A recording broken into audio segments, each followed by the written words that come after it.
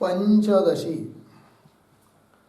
पंचदशी ग्रंथ में द्वितीय प्रकरण और द्वितीय प्रकरण के अंतर्गत आज श्लोक नंबर है 27 बराबर।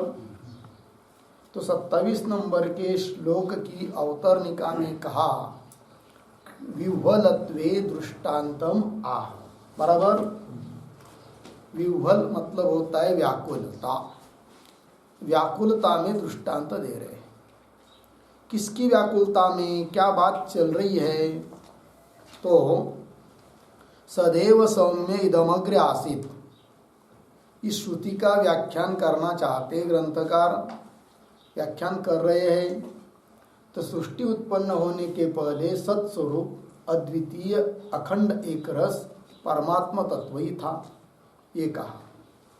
किंतु जो नास्तिक बौद्ध है, नास्तिकवादी माध्यमिक शून्यवादी बौद्ध के शिष्य, वो कहते हैं कि सृष्टि उत्पन्न होने के पहले असत था, अर्थात कुछ नहीं था, शून्य था।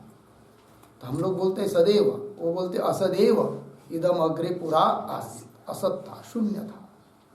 अब जब असत कहते हैं और उसके विरोधी बात उनको सुनने को मिली कि सदैव सौम्य सत्स्वरूप परमात्मा ही था, तो सुनने के बाद क्या हो गए? वो व्याकुल हुए, दुखी हुए, कष्टी हुए, है कि नहीं? तो विह्वल हुए।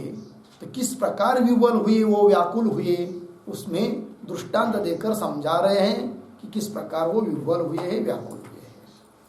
तो श्लोक नंबर 27 को पढ़ेंगे। उसके ऊपर शीर्षक दे सकते हैं शून्यवादिनः विह्वलत्वे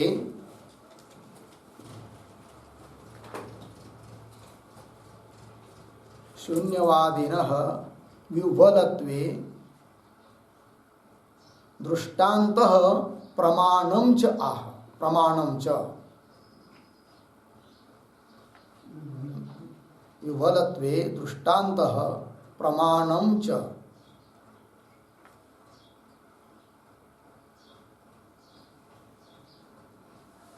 शून्यवादी के विह्वलता में दृष्टांत और प्रमाण बता रहे हैं। श्लोक को पढ़ते हैं, श्लोक नंबर 27। मग्नस्याब्धौ यथाक्षाणि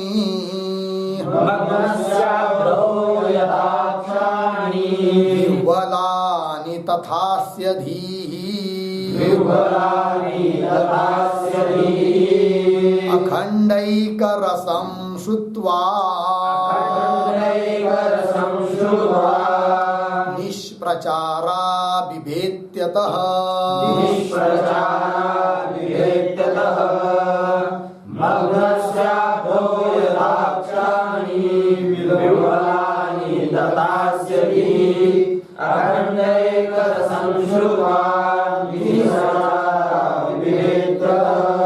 मग्नस्य अब्धौ यथा अक्षाणि विह्वलानि तथा अस्य धीः अखण्डैकरसं श्रुत्वा निष्प्रचारा बिभेति अतः। अन्वय अब्धौ मग्नस्य अक्षाणि यथा विह्वलानि, अक्षाणि यथा विह्वलानि तथा अस्य धीः अखण्डैकरसं श्रुत्वा निष्प्रचारा अतः बिभेति। ठीक, देखिए तो दृष्टांत दे रहे अब्धौ, अब्धि कहते समुद्र को, सप्तमी अब्धौ, समुद्र में कोई किसी ने डुबकी लगाई मग्नस्य, तो उस व्यक्ति के अक्षाणि अर्थात इंद्रिय यथा विह्वलानि विह्वल हो जाते, व्याकुल हो जाते। कोई भी व्यक्ति पानी में डुबकी लगाता है तो इंद्रिय अपना कार्य कर नहीं पाते, तो क्या होते? वो व्याकुल होते हैं। और उसको दबा के रखेंगे 2-4 मिनट तो नीचे, है कि नहीं, बहुत पूरी शक्ति लगाकर बाहर आएगा, इतने वो व्याकुल हो जाते हैं, है कि नहीं। आदमी व्याकुल हो जाता है, ऊपर आने का प्रयास करता है। और उतने उसमें भी यदि नमकीन पानी हो समुद्र का पानी कैसा होता है? खारट लवण होता है, बहुत नमकीन होता है, एक बूंद भी हम लोग ग्रहण नहीं कर सकते। और ऐसे पानी में कोई किसी ने डुबकी लगाई तो उसके इंद्रिय जिस प्रकार व्याकुल हो जाते हैं, दुखी हो जाते हैं, उस प्रकार ये दृष्टांत हुआ। तो अब्दौ मग्नस्य अक्षानि, अक्ष कहते इंद्रियों को, इंद्रियानि यथा विह्वलानि तथा उस प्रकार अस्य धीहि, अस्य शून्यवादिना, ठीक है ना जी। शून्यवादी जो बौद्ध का शिष्य माध्यमिक है, उसकी बुद्धि भी क्या हो गई? व्याकुल हो गई। कब? अखंड एक रसम श्रुत्वा, अखंड एक रस परमात्मा ही सृष्टि के पहले था, अभी है, इस बात को सुनकर क्या हो गए? वो विह्वल हो गए, क्योंकि उनका जो सिद्धांत है उस सिद्धांत के विरोधी बात उनको सुनने को मिल रही है, तो वो क्या हो जाते हैं जी? व्याकुल हो जाते हैं। धीहि अखंड एक रसम श्रुत्वा निष्प्रचारा, उसकी बुद्धि क्या हो गई? निष्प्रचारा। निष्प्रचारा का मतलब प्रवृत्ति रहित हो गई, उसकी बुद्धि में कोई प्रवृत्ति रही नहीं, विचार नहीं कर पा रही है क्या कहे करके। तो निष्प्रचारा अतः विवेति, इसलिए वो डर रहा है, ठीक है जी, उसकी बुद्धि भी घबरा गई है, अतः विवेति। तो टीका देखिए, मग्नस्य इति दार्ष्टान्तिके योजयति तथा इति, तो श्लोक के पूर्वार्ध में है कि नहीं दृष्टांत दिया, और पूर्वार्ध में ही अंतिम शब्द आया है तथा, तो दार्ष्टान्त में घटा रहे हैं दृष्टांत को। दार्ष्टान्त कहते सिद्धांत, तो दार्ष्टान्ते योजयति तथा इति, ठीक। तो आगे अस्य प्रतीक है, उसका अर्थ कर रहे हैं असद्वादिनः, असत को ही तत्व मानने वाला शून्यवादी, अस्य का अर्थ हुआ असद्वादिनः। तो बोलेंगे भाई अस्य यह एक वचन क्यों दिया? क्योंकि वो तो क्या एक ही थोड़ी है, वो बहुत सारे उनके शिष्य परिवार है, 4 शिष्य है, और माध्यमिक को भी लिया तो उनके भी बहुत सारे लोग हैं। वो तो कह रहे टीकाकार जातौ एक वचनम, सब में क्या जाति तो एक ही होती है, इसलिए असतवादी में असतवादित्व रूप जाति धर्म तो एक है, उस जाति को लेकर एक वचन कह दिया, अर्थात कोई एक ही व्यक्ति है ये बताने का तात्पर्य नहीं है। तो जातौ एक वचन, तो धीहि प्रतीक है, धीहि का अर्थ कर रहे अंतःकरणम,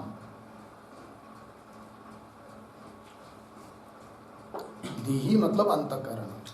अखंड एक रसम वस्तु श्रुत्वा, अखंड एक रस परमात्मा वस्तु को सुनकर, श्रुत्वा निष्प्रचारा, निष्प्रचारा हो गई है, प्रवृत्ति रहित हो गई।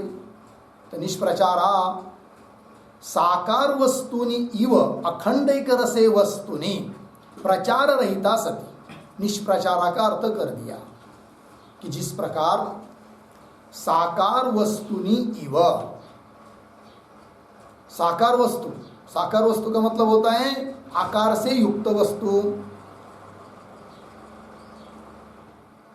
जिस प्रकार व्यतिरिक्त के रूप से बता रहे हैं कि जिस प्रकार भाव अभाव रूप आकार से युक्त कोई वस्तु हो या कोई आकार से युक्त वस्तु हो, तो वस्तु के बारे में बुद्धि की प्रवृत्ति होती है, चाहे वो वस्तु भावात्मक हो चाहे अभावात्मक हो, आकारात्मक। समझ लीजिए जैसे घट सामने रखा है तो घट भाव पदार्थ है, साकार है, तो उसके बारे में बुद्धि प्रचार रहित नहीं होती है, प्रवृत्ति रहित नहीं होती है, अर्थात उसके प्रति बुद्धि की प्रवृत्ति होती है। घट आदि के प्रति घट ले आओ, घट को रखो, क्या करो, ये सब होता है। घट पीला है नीला है कुछ तो विचार करती है। या समझ लीजिए साकार वस्तु जो घट, उसका सामने अभी उपस्थित नहीं है, अभाव है, तो उसके बारे में भी विचार कर सकता है आदमी कि यहाँ घट का अभाव है करके। इस प्रकार जो आकारवान वस्तु होती है उसमें तो प्रवृत्ति होती है बुद्धि की, किंतु उस प्रकार की प्रवृत्ति उस असतवादी की नहीं हो रही है, क्योंकि उसको सुनने को मिला क्या, सद्रूप एक तत्व ही है करके। क्योंकि उसको क्या चाहिए था, असत, और सुनने को क्या मिल रहा है, सत। इसलिए उसकी बुद्धि कैसी हुई, प्रचार रहित हुई, प्रवृत्ति रहित हुई। वही दे रहे, देखिए, श्रुत्वा निष्प्रचारा साकार वस्तुनि इव अखंड एक रसे वस्तुनि, अखंड एक रस वस्तु में प्रचार रहिता सती, प्रचार रहित हो गई। अतः, अतः यह प्रतीक है, अतः का अर्थ कर रहे हैं अस्मात् वस्तुनः बिभेति, इस अखंड एक रस वस्तु से वो डरता है, क्योंकि उसको क्या चाहिए, असत, शून्य चाहिए, और सुनाई दे रहा है क्या, सत रूप वस्तु। इसलिए उसको क्या करता है, वो डर लगता है उसको, असतवादी को। लग गया अर्थ। चलिए आगे, उक्तार्थे आचार्य सम्मतिम दर्शयति। अब ऊपर कहा हुआ जो अर्थ है, उस अर्थ में आचार्य की सम्मति दे रहे हैं। कौन आचार्य, गौड़पादाचार्य।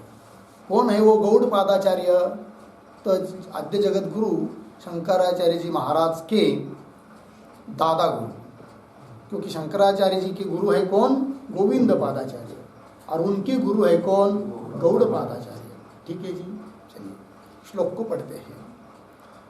गौड़ाचार्य निर्विकल्पे समाधावन्य योगिना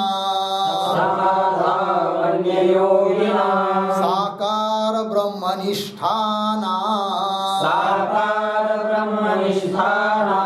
अत्यंतं भयमुचिरे।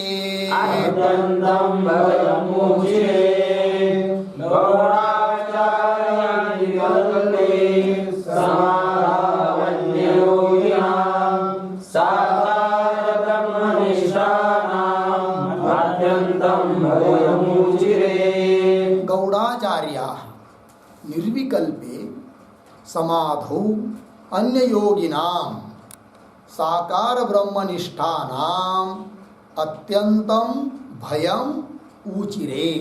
ठीक है, अन्वय। गौड़ाचार्याः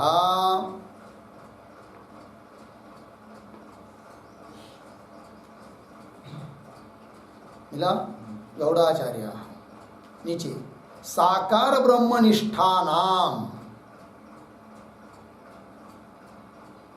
अन्य योगिनाम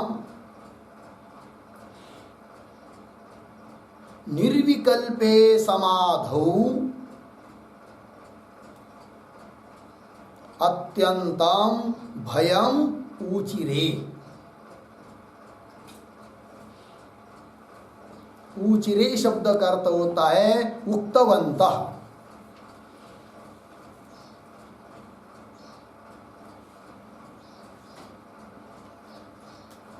उक्तवंत उचिरे, उचिरे का कर्ता कौन है, गौड़ाचार्य।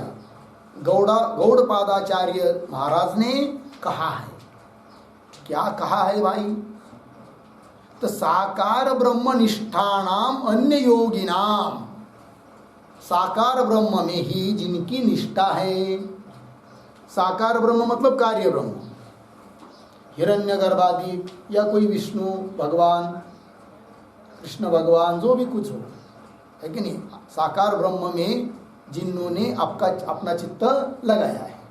साकार ब्रह्म निष्ठानाम अन्य योगी नाम, अन्य योगी नाम का मतलब है साकार वस्तुनि स्थापित चित्तानाम उपासकानाम। साकार वस्तुनि स्थापित चित्तानाम उपासकानाम।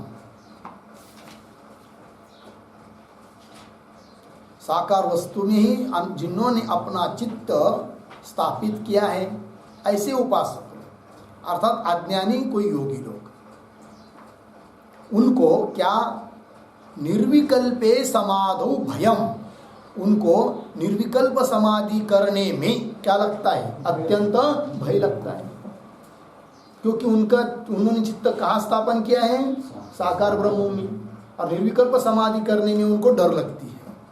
लगा जी, ये बात कहा है, तो आचार्य की सम्मति भी दे दिया।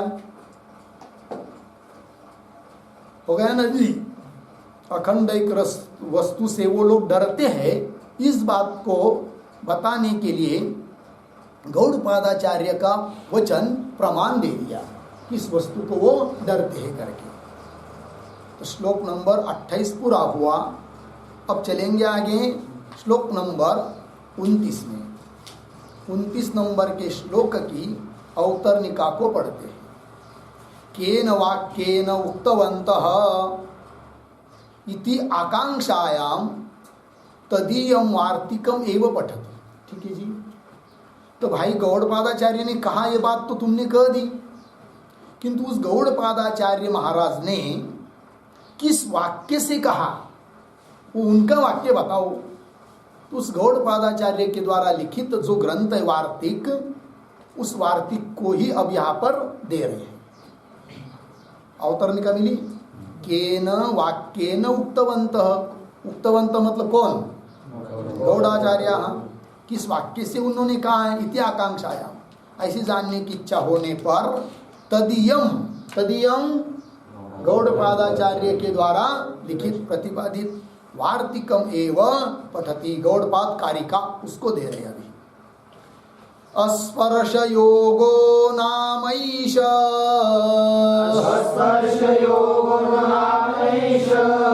दुर्दर्शः सर्वयोगिभिः, योगिनो बिभ्यति ह्यस्मात् भये भयदर्शिनः।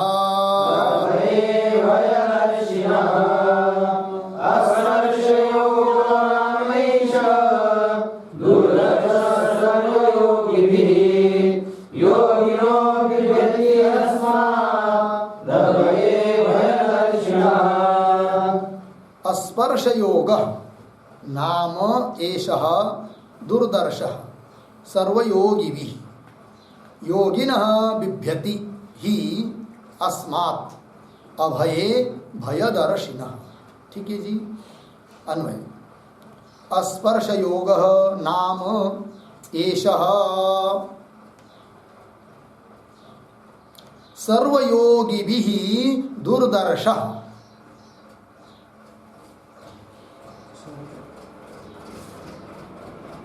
हुआ ना? क्या हुआ? स्पर्श योग नाम एषः सर्वयोगिभिः दुर्दर्शः। ही नीचे, ही योगिनः, योगिनः अभये भयदर्शिनः,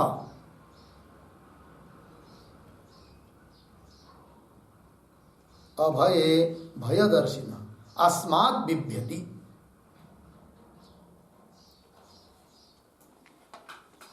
ठीक, देखिए स्पर्श योग नाम एष, मतलब क्या? स्पर्श योग शब्द का अर्थ है निर्विकल्प समाधि। ठीक है ना?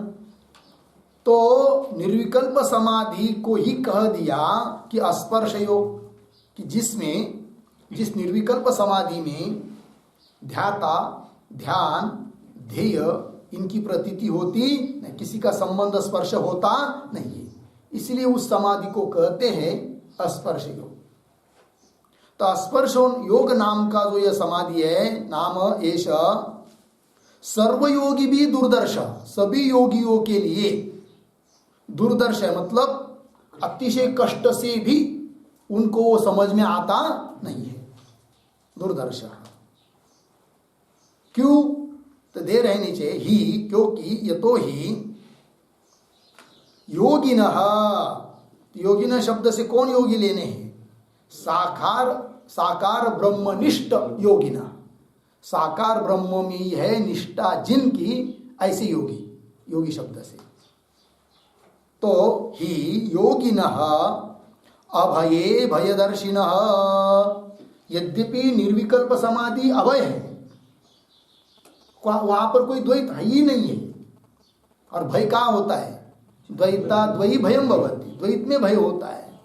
और निर्विकल्प समाधि में तो केवल अपने अकेला ही रहता है, तो कोई भय नहीं है, किंतु उस अभय में भी क्या देखते हैं, वो भय को देख रहे हैं। जैसे कोई बच्चा हो, बालक 4-5 साल का, 5-6 साल का, और उसको कहीं जंगल में ले जाइए, ऐसे खुले मैदान में, जंगल में नहीं, खुला मैदान है, और कुछ नहीं है वहाँ पर, कोई सर्प बिंसु नहीं है, कोई शत्रु नहीं है, कुछ नहीं है, कोई जानवर नहीं है, किंतु उसको वहाँ पर रख दीजिए और थोड़ा सा दूर उसके नज़र से हटकर चले जाइए बाजू से, थोड़ी देर में वो रोने लगेगा।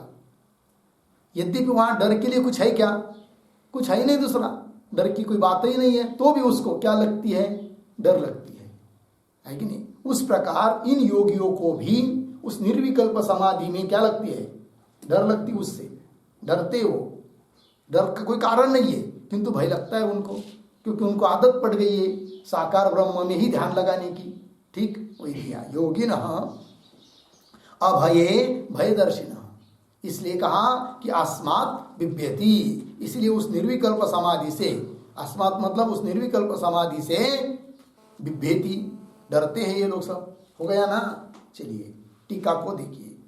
अस्पर्शेति यह अयम स्पर्श योगाख्य निर्विकल्प समाधि, मिला कि जो यह स्पर्श योग है नाम जिसका, ऐसा यह है कौन, निर्विकल्प समाधि, स्पर्श योग नाम की निर्विकल्प समाधि। एषः यह निर्विकल्प समाधि, एषः शब्द से सर्वयोगी भी प्रतीक है, इसका अर्थ कर रहे हैं साकार ध्यान निष्ठई ही, साकार ब्रह्म में ही है निष्ठा जिनकी, ध्यान लगाने की आदत पड़ गई है जिनकी, तो साकार ध्यान निष्ठई ही दुर्दर्शः प्रतीक, उसका अर्थ कर रहे हैं दुखे न द्रष्टुम योग्य, अतिशय प्रयास से कष्ट से वो देख सकते हैं, कठिन है उनके लिए, दुखे न द्रष्टुम योग्य। दुष्प्राप इत्यर्थ, एक शब्द में कह रहे हैं दुर्दर्श का मतलब दुष्प्राप, उनको वो समाधि निर्विकल्प समाधि प्राप्त होना अत्यंत कठिन है, दुष्प्राप इत्यर्थ। क्यों तत्र उपपत्तिम आह, क्यों दुष्प्राप है, क्यों क्यों दुर्दर्श है उन लोगों को वो निर्विकल्प समाधि, उसके लिए उपपत्ति दे रहे, युक्ति बता रहे हैं योगिन इत्यादि पंक्ति के द्वारा मूल श्लोक में उत्तरार्ध से। तो अन्वय के अनुसार पद आया ही प्रतीक है, ही का अर्थ कर रहे यस्मात् कारणात्, जिस कारण से कि योगिनः प्रतीक, उसका अर्थ कर रहे पूर्वोक्त द्वैत दर्शिनः, है कि नहीं, ऊपर बताया कि नहीं साकार ब्रह्मनिष्ठ द्वैत को देखने वाले, तो वही लेना है योगिन शब्द से। पूर्वोक्त द्वैत दर्शन मतलब साकार ध्यान निष्ठा,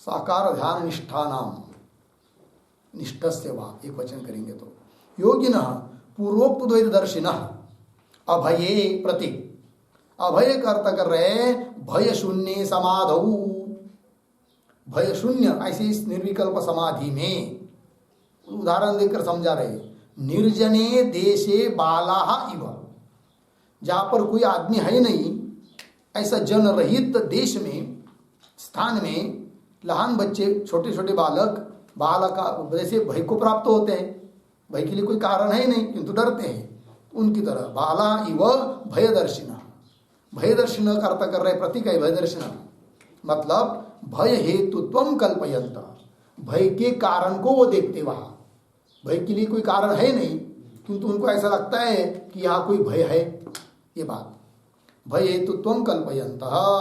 ठीक, अस्मात्, अस्मात् ये प्रतीक है, अस्मात् का अर्थ है स्पर्श योगात्, स्पर्श योग नामक निर्विकल्प समाधि से भीतिम प्राप्नुवन्ति, भय को प्राप्त हो जाते, डर को प्राप्त हो जाते। हो गया।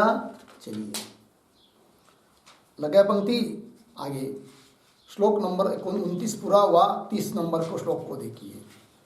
अवतरणिका, श्रीमद् आचार्यैहि अपि एतत् अभिहितम इत्याह, तो जिस प्रकार गौड़पादाचार्य ने कहा है उसी प्रकार श्रीमद् भगवान शंकराचार्य जी महाराज उन्होंने भी इस बात को कहा है, उसको बता रहे आप।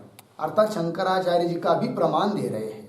ठीक, श्रीमद् आचार्य ही अपि एतत् अवीतम अवीतम कथितम इति आह, श्लोक के द्वारा कह रहे हैं। भगवत पूज्य पादाश्च शुष्क तर्क पटो नमो अहुर्माध्यमिकान् भ्रान्ता न चिन्तेऽस्मिन् सदात्मनि भगवत्पूज्यपादाश्च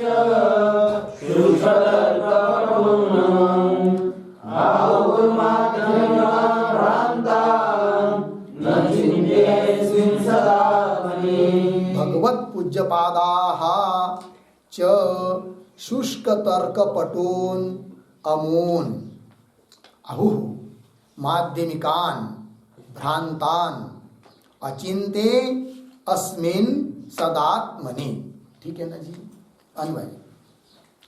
भगवत पूज्यपादाः च शुष्क तर्क पटून अमून माध्यमिकान् अचिन्ते अस्मिन् सदात्मनि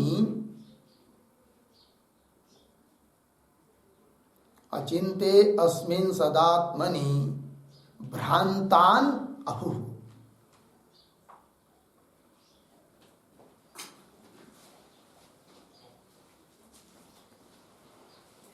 ठीक है जी, चलिए भाई देखिए, भगवत पूज्य पादा अर्थात आद्य जगत गुरु शंकराचार्य जी महाराज क्या कहते हैं, हो गया ना, पादा आहु, आहु क्रियापद है, राहु का कर्ता कौन है, भगवत पूज्य पादा आहु। कहते हैं, क्या कहते हैं, किनके बारे में कहते हैं और क्या कहते हैं, तो कह रहे हैं शुष्क तर्क पटून अमून माध्यमिकान। माध्यमिकान का विशेषण है शुष्क तर्क पटून अमून। शुष्क तर्क में अत्यंत चतुर, ऐसे वो माध्यमिक लोग हैं। माध्यमिक मतलब बौद्ध के शिष्य है। शुष्क तर्क, शुष्क तर्क किसको कहते हैं भाई, तो देखिए, एक होता है तर्क और एक होता है कुतर्क।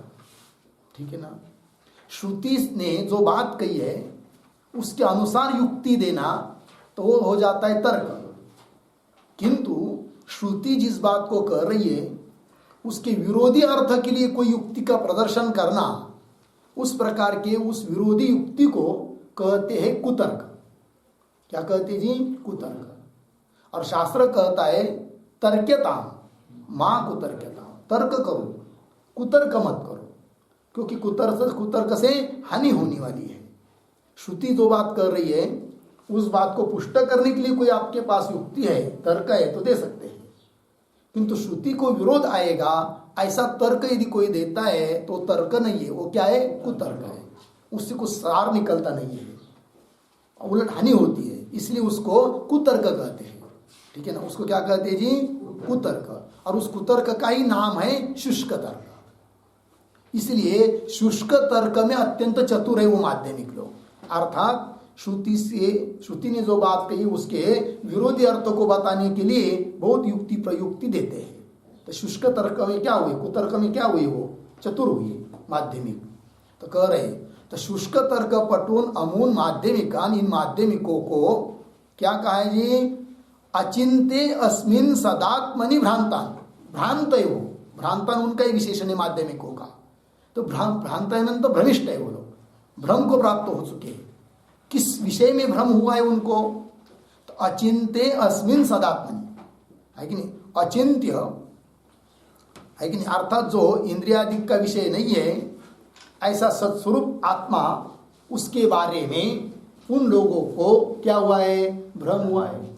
उन्होंने अपने चित्तवृत्ति की स्थिरता स्थापन कहाँ करना चाहिए, सत्स्वरूप आत्मा में, चाहे सगुण में करें चाहे निर्गुण में। वो तो ठीक हो जाता, किंतु उन्होंने अपने बुद्धि की स्थिरता न सगुण ब्रह्म में किया है न निर्गुण ब्रह्म में किया है। इनको दोनों को छोड़कर कहाँ किया है? शून्य में किया है।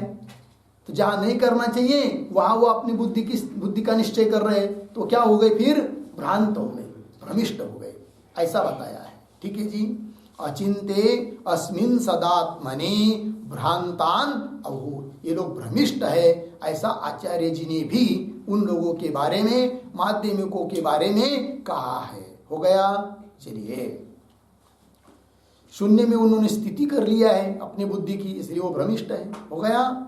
आगे तद्वार्तिकम पठति, आगे के श्लोक के उतरने का। तद्वार्तिकम, भगवत पूज्यपाद इन्होंने जो बात बताई है उस बात को अब जिस श्लोक से कही है उसको अब कह रहे हैं। तद्वार्तिकम पठति, उस वार्तिक को बता रहे, श्लोक को कह रहे हैं। श्लोक नंबर 31। अनादृत्य श्रुतिम मौर्ख्या दिमे बौद्धास्तमस्विनः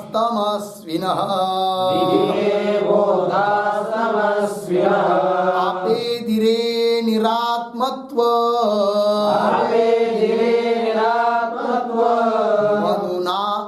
मनुमानैक चक्षुषः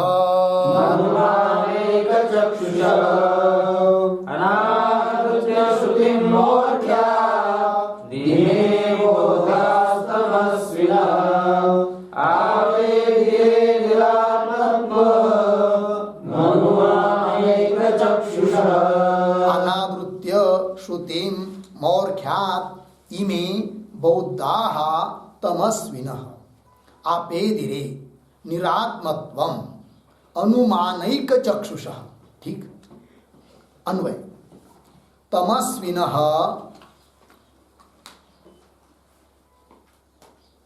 मिला, तमस्विनः।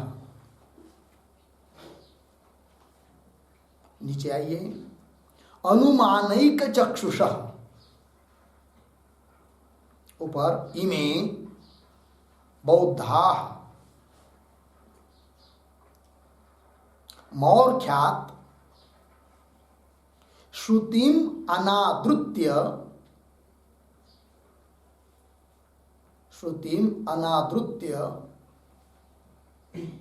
हो गया ना। नीचे निरात्मत्वम आपेदिरे। ठीक, अर्थ देखिए भाई। तमस्विनः ये विशेषण है, और अनुमानैक चक्षुष ये भी विशेषण है। किसका? बौद्धाः का। तो इमे बौद्धाः, बौद्धाः का मतलब है बुद्ध शिष्याः, गौतम बुद्ध के शिष्य। ठीक है ना जी, बौद्ध लोग। तो तमस्विनः ये विशेषण है उनका। तमस्विनः का मतलब क्या भाई? तो अज्ञान रूप अंधकार से युक्त है कि नहीं? उनको जानते बिनते कुछ नहीं है तो अज्ञानी है कि नहीं? तो अज्ञान रूप अंधकार से क्या है? वो युक्त है। तमस्विनः, तत्व को जानती ही नहीं है। और अनुमानैक चक्षुषः, केवल अनुमान को ही प्रमाण मानते हैं, अन्य श्रुति इत्यादि को प्रमाण मानते नहीं है। इसलिए अनुमान एकमात्र उनका चक्षु है। अनुमानैक चक्षुषः इमे बौद्धाः, ये बौद्ध लोग मौर्ख्यात्, मूर्खता के कारण है कि नहीं? क्या मूर्खता है उनमें? तो है तो वो अज्ञानी, है तो वो अल्पज्ञ, किंतु स्वयं को समझते हैं ज्ञानी, स्वयं को समझते हैं सर्वज्ञ। यही उनकी क्या है? मूर्खता है। व्यवहार में भी मूर्ख किसको कहते हैं? स्वयं को कुछ समझता नहीं और दूसरे की बात मानता नहीं, उसको क्या कहते हैं? मूर्ख कहते हैं। स्वयं को समझता नहीं है क्या करना चाहिए क्या नहीं करना चाहिए, और दूसरा कोई बताता है तो उसका भी मानता नहीं है, उसको कहते हैं क्या? मूर्ख। उसी प्रकार ये जो बहुत लोग हैं स्वयं तो क्या है? अज्ञानी है कि नहीं? और स्वयं को क्या समझते हैं? ज्ञानी। और है तो अल्पज्ञ, समझते सर्वज्ञ, इसलिए क्या है? वो मूर्ख है। और मूर्खता के कारण क्या कर देते हैं? मौर्ख्यात् श्रुतिम अनादृत्य, श्रुति का अनादर करके, ठीक है ना, उपेक्षा करके, है कि नहीं? क्या करते फिर? निरात्मत्वम आपेदिरे, निरात्मत्वार्थात निस्वरूप शून्य भाव को ही जानते हैं। अपेदिरे जानंती, लग गया जी? किसको जानते हैं? निरात्मत्व। निरात्मत्व मतलब शून्य भाव, शून्य कोई तत्व समझते हैं, शून्य कोई आत्मा समझते हैं, है कि नहीं? मूर्खता के कारण श्रुति का अनादर करके ऐसे है वो लोग। हो गया जी? चलिए, ये हुआ भाई श्लोक नंबर 31। अब चलते हैं आगे, श्लोक नंबर 32 को पढ़ते हैं। अवतरणिका देखिए, इदानीम असद्वादम विकल्प्य दूषयति। अब तो असद्वाद बता दिया अभी तक, अब उनका क्या करना है? खंडन करना है। विकल्प करके उनका खंडन करने जा रहे हैं। इदानीम अब असद्वादम, शून्यवाद, असद्वाद मतलब शून्यवाद, उसका विकल्प करके दूषयति, ग्रंथकार उसको दूषित कर रहे, खंडित कर रहे।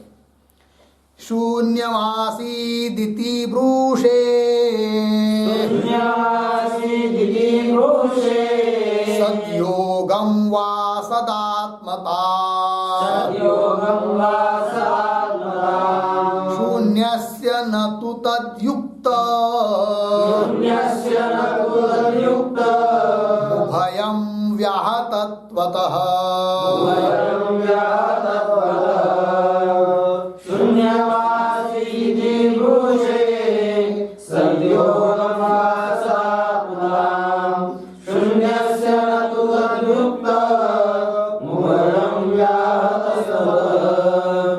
शून्यम आसीत इति ब्रूषे, सद्योगम वा सदात्मतां, शून्यस्य न तु तद्युक्तम, उभयम व्याहतत्वतः।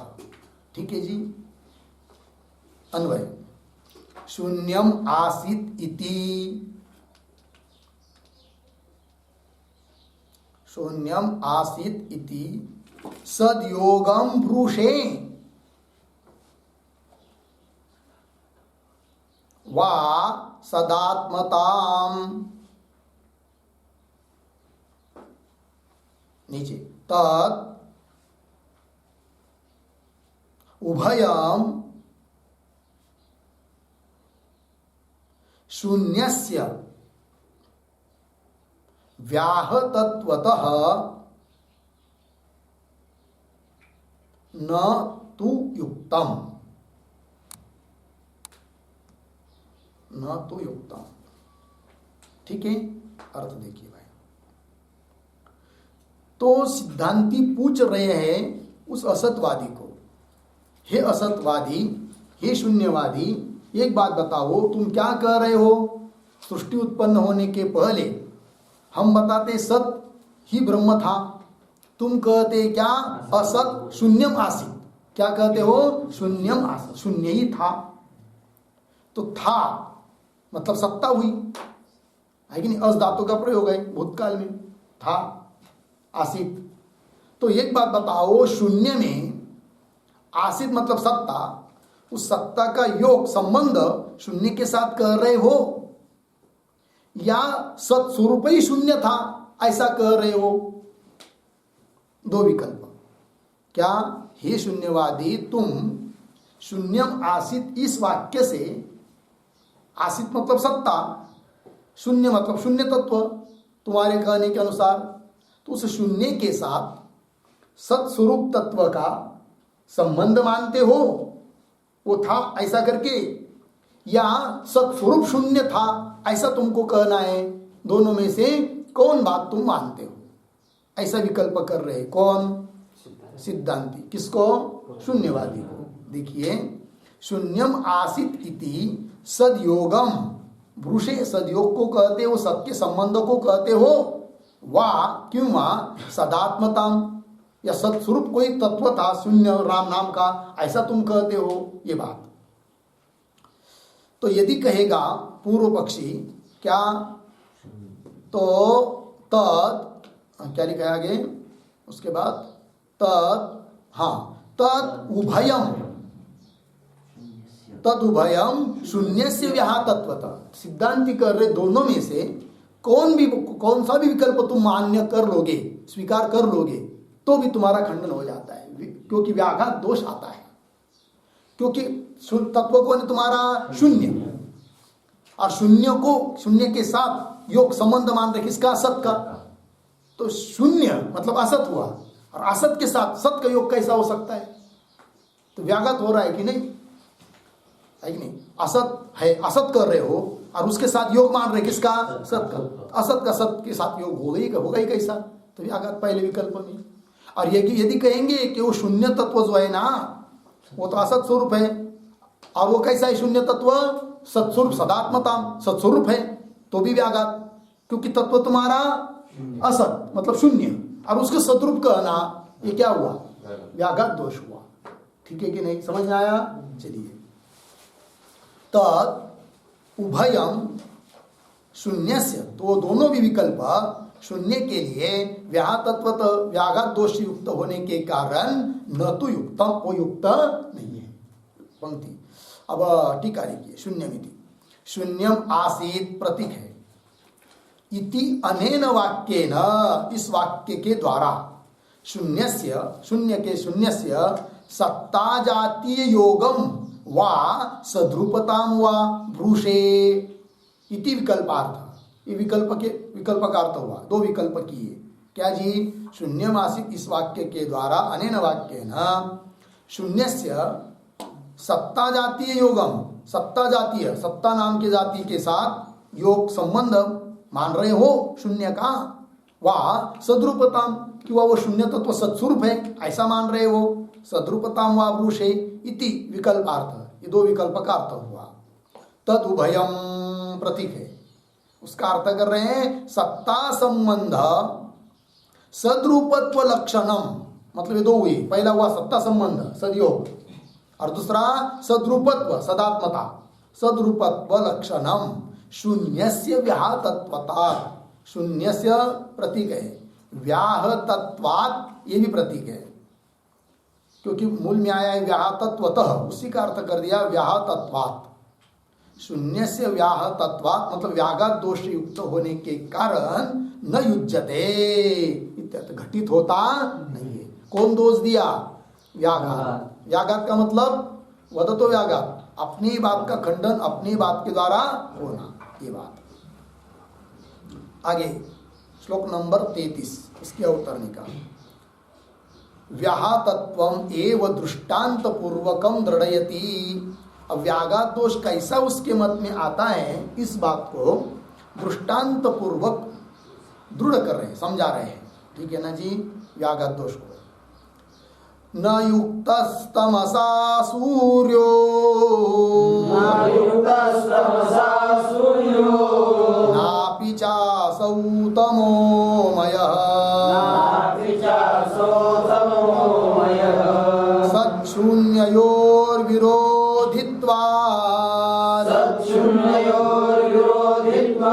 शून्यमासीत् कथं वद।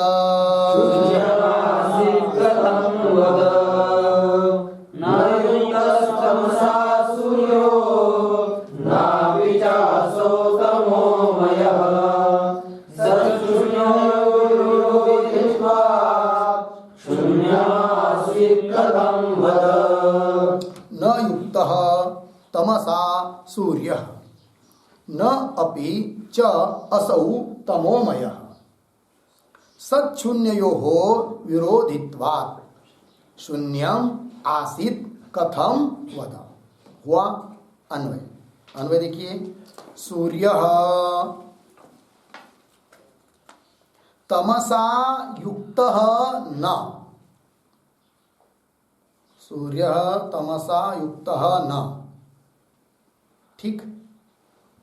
च असौ तमोमयः अपि न, तमोमयः अपि न। हुआ नीचे, सच्छून्ययोः विरोधित्वात् शून्यम आसीत कथम वद। ठीक, अर्थ देखिए भाई, दृष्टांत देकर समझा रहे हैं। जैसे सूर्य है, आदित्य, रवि, सूर्य भगवान, तो सूर्य तमसा युक्त न। यदि कोई कहेगा कि सूर्य अंधकार से युक्त है, तो उसका बोलना क्या हो जाएगा? व्याघात दोष युक्त होगा, नहीं कह सकते। सूर्य कभी अंधकार से युक्त होता है क्या? नहीं। और कोई कहेगा नहीं नहीं अंधकार से युक्त नहीं सूर्य, अपितु सूर्य अंधकारमय है, अंधकार स्वरूप है, ये भी कहना क्या हो जाएगा? व्याघात दोष युक्त हो जाएगा। क्योंकि अंधकार का और सूर्य का संबंध हो ही नहीं सकता है, आज तक हुआ नहीं, अभी हो नहीं रहा है और भविष्य में भी हो नहीं सकता है। 10 लाख साल पहले भी नहीं हुआ था संबंध। किसके साथ? किसका? अंधकार का और सूर्य का। उस बेचारे को सब दुनिया पता है, किंतु एक वस्तु पता नहीं है। कौन? अंधकार। उसको यदि पूछेंगे कि भाई तुमको अंधकार को पता है कैसा होता है करके, वो बोलेगा अंधकार कैसा होता है? अंधकार हमको नहीं पता, चलो आपको दिखाते हैं। ले आएंगे उसको, किसको? सूर्य को। किस लिए? अंधकार दिखाने के लिए। और ले जाएंगे कहाँ? भूल भुलैया में। कहाँ ले जाएंगे? भूल भुलैया में। भूल भुलैया पता है? नहीं पता। आप कभी गए होंगे देवगिरी किला, कभी गए उसमें? तो ये उसमें एक रास्ता है, उस रास्ते का नाम है भूल भुलैया। मतलब उस अंदर जाएंगे इतना अंधकार होता है कि अपना हाथ भी अपने को दिखता नहीं है, टॉर्चें भी काम नहीं करती वहाँ, भयंकर, दिन में भी। और बहुत उसके इधर सुरंग पता नहीं चलता है कहाँ से जाना उसको पर करके, शत्रु को पता नहीं चलता किधर से गया और किधर जाना है करके, उसको कहते भूल भुलैया। और वहाँ इसलिए उदाहरण लिया कि दोपहर के 12 बजे भी वहाँ इतना भयंकर गढ़ अंधकार होता है, रात की बात तो बहुत अलग है। फिर यदि कहीं मिलेगा नहीं अंधकार, किंतु वहाँ बहुत साल से वो कौन अंधकार बैठा हुआ, वो भागेगा नहीं, बाकी का अंधकार तो भाग जाता है। फिर ले गए आप किसको? सूर्य को। कहा किस लिए? अंधकार को दिखाने के लिए। कहा? भूल भुलैया में। तो दिखेगा उसको? नहीं, भाग जाएगा वो। कौन? अंधकार। बेचारा दुर्दैव है उसका, सूर्य का, उसको देखने को नहीं मिलता है। कौन? अंधकार। उदाहरण है। तो कहने का तात्पर्य सूर्य को, सूर्य के साथ अंधकार का योग कहेंगे या सूर्य को अंधकारमय कहेंगे, तो दोनों बात कैसी हुई? व्याघात से युक्त हुई। गलत है, कह नहीं सकते, ठीक है ना? उस प्रकार ये तो दृष्टांत हुआ। देखिए, सूर्य तमसा युक्त, असो मतलब वही सूर्य, तमोमय अंधकार स्वरूप अपि न। उस प्रकार सिद्धांति कह रहे उस माध्यमिक को शून्यम सत शून्य हो विरोधित्वात्, सत और शून्य दोनों का क्या है? अत्यंत विरोध है। जहाँ सत है वहाँ असत नहीं हो सकता, और जो असत है वो सत नहीं हो सकता है। सत कभी असत नहीं होता है, असत कभी सत नहीं होता है। सत शून्य हो विरोधित्वात्, तब कैसे कर रहे हो तुम? शून्यम आसित। दो बात एक जगह कैसे आ सकती है? शून्य भी और आसित मतलब सत्ता, दोनों का योग हो ही नहीं सकता है। अर्थात तुम्हारे शून्यम आसित इस कहने में हे माध्यमिक तुम्हारे मत में क्या कौन सा दोष आया? व्याघात। तो शून्यम आसित इति कथम वद, ये कैसे बोल रहे हो तुम? अर्थात तुम्हारा कहना गलत है, तुम्हारी बात ठीक नहीं है, ये बात न युक्त इति। हो गया श्लोक, आगे चलेंगे। अब श्लोक नंबर 33 पूरा हुआ। 34 नंबर के श्लोक की अवतरणिका को देखिए। ननु भवन्मते वेदादीनां निर्विकल्पे ब्रह्मणि सत्वं व्याहतम इति आशंक्य आह। देखिए, वो भी शुष्क तर्क करने में पटु है कि नहीं? कौन? माध्यमिक। तो वो शून्यवादी, तो वो क्या कर रहा है? अभी प्रश्न कर रहा है। किनको? सिद्धांतियों को। क्या बोलता है वो? ननु भवन्मते, भवन्मते मतलब हे सिद्धांती, आपके मत में भी व्याघात दोष आता है। जैसे तुमने हमारे मत में क्या दिया? व्याघात दोष दिया ना, तो तुम्हारे मत में भी आता है। कौन? व्याघात दोष। तो सिद्धांति बोलेंगे कैसा आएगा हमारे मत में व्याघात दोष? दिखाओ। तो दिखाता है कौन? पूर्व पक्षी। ननु भवन्मते, आपके मत में भी वेदादीनां निर्विकल्पे ब्रह्मणि सत्वम।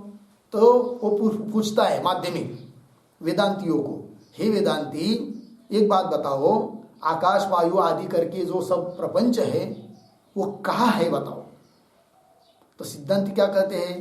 तो भूत भौतिक आकाश आदि प्रपंच तो कल्पित है, मिथ्या है, और कल्पित वस्तु के लिए कोई तो अधिष्ठान होना पड़ता है। इन सभी आकाश आदि प्रपंच का, कल्पित वस्तुओं का अधिष्ठान है ब्रह्म, सत्स्वरूप ब्रह्म, ठीक है ना। तो वो माध्यमिक पुनः पूछेगा कि जिस ब्रह्म को तुम अधिष्ठान कह रहे हो वह ब्रह्म सविकल्प है या निर्विकल्प है? तो क्या कहेंगे वो सिद्धांती? निर्विकल्प, समझ है कि नहीं? तो निर्विकल्प ब्रह्म अधिष्ठान है और निर्विकल्प ब्रह्म में तुम मान रहे हो प्रपंच को, अर्थात विकल्प को। प्रपंच क्या है? विकल्प। तो निर्विकल्प ब्रह्म में विकल्प रूप प्रपंच को मान रहे हैं, तो निर्विकल्प में विकल्प, तो क्या हुआ तुम्हारे मत में भी व्याघात दोष आया है। कौन कह रहा है? पूर्व पक्षी माध्यमिक। बात समझ में आई ना? पंक्ति ननु भवन मते वेदादि नाम निर्विकल्पने ब्रह्मणि सत्वम, निर्विकल्प ब्रह्म में उसका सत्व मान रहे हो, अस्तित्व मान रहे हो, तो व्याहतम इति आशंक्य, ऐसी शंका करके कह रहे हैं। वेदादेर नाम रूपे मायया सुविकल्पिते शून्यस्य नाम रूपे च तथा चेत् जीव्यतां चिरम्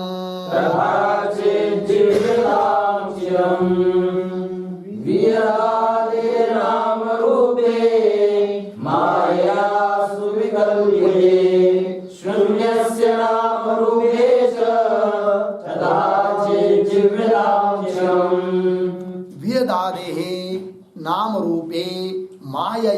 सुविकल्पिते शून्यस्य नाम रूपे च तथा चेत् जीव्यतां चिरम्।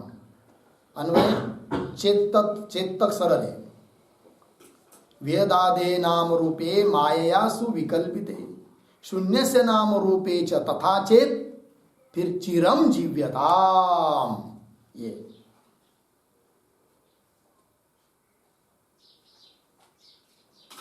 ठीक अर्थ देखिए भाई। तो सिद्धांति उत्तर दे रहे उसके प्रश्न को, ठीक है ना। उसने वेदांत मत में भी क्या दिखाया था? व्याघात दोष। तो उसको कह रहे सिद्धांति, अरे भाई पूर्व पक्षी, हमारे मत में व्याघात दोष नहीं आ सकता है। क्यों?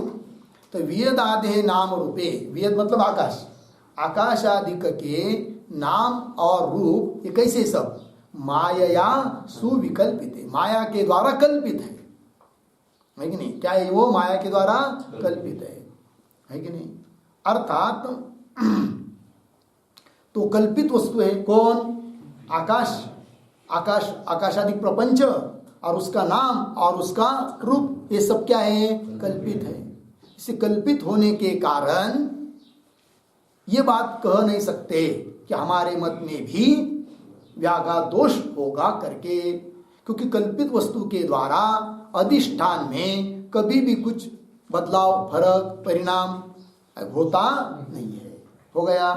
चलिए, अब यदि कहेगा पूर्व पक्षी माध्यमिक, तो जैसे तुम्हारे मत में वेदादि के नाम रूप माया के द्वारा कल्पित है, ऐसे हमारे मत में भी जिस तत्व को हम कह रहे हैं उसके लिए शून्य यह नाम और उसका रूप जो भी होगा वो भी कल्पित है माया के द्वारा, ऐसा हम भी मानेंगे।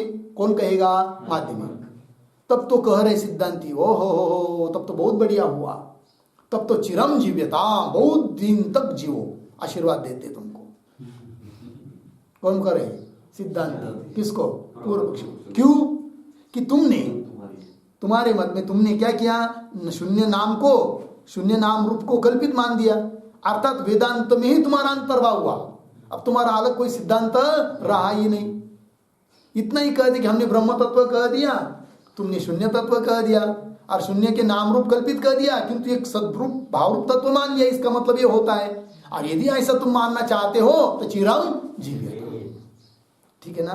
चिरम जीवे। देखिए, शून्य से नाम रूपे च तथा, शून्य के नाम रूप भी वैसे ही ऐसा यदि कहते हो तो चिरम जीव्यताम, चिरकाल तक जीते रहो, ये उपहासात्मक आशीर्वाद दे दिया सिद्धांतियों ने। किसको? माध्यमिक को, ठीक, शून्यवादी को। अब देखिए टीका, वियदादेरिति तर्हि शून्यस्यापि नाम रूपे सद्वस्तुनि कल्पिते इति वदतः बौद्धस्य अपसिद्धान्तः इति अभिप्रायेण आह शून्यस्य इति हो गया जी। तर्हि शून्यस्य अपि नाम रूपे, शून्य के भी नाम और रूप सद्वस्तुनि, जैसे तुम्हारे आकाश के नाम रूप सद्वस्तु में क्या है, कल्पित, वैसे हमारे मत में भी शून्य के नाम रूप सद्वस्तु में क्या है, कल्पित। ऐसा यदि कहेगा कौन, माध्यमिक। देखिए, तर्हि शून्यस्य अपि नाम रूपे सद्वस्तुनि कल्पिते, सद्रूप वस्तु में ब्रह्म में कल्पित है तो इति वदतः बौद्धस्य, ऐसे बोलने वाले बौद्ध का क्या हुआ, अपसिद्धांत हुआ।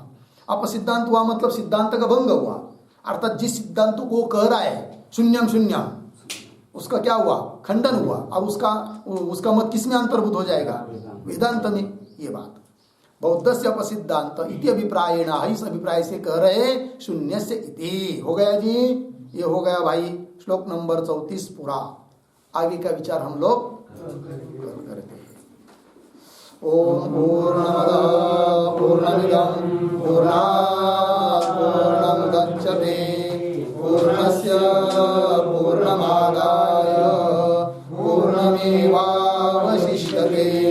ओम शांति।